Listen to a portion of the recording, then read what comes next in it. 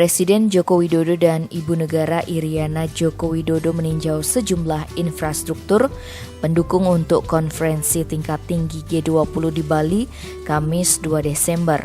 Lokasi pertama yang ditinjau adalah jalan tol Bali Mandara yang akan dilintasi oleh para pemimpin G20 saat Bali menjadi tuan rumah KTT G20.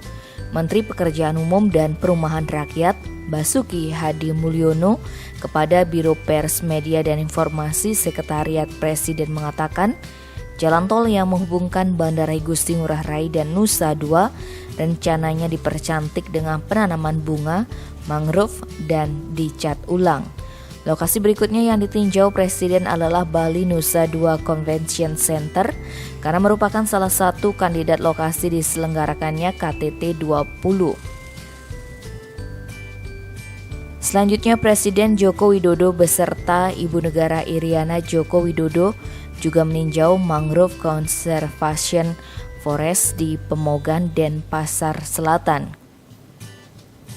Hutan mangrove ini disiapkan untuk dikunjungi oleh para pemimpin delegasi Grove of 20 pada 2022 karena menjadi bukti bahwa Indonesia memiliki komitmen kuat dalam penanganan perubahan iklim.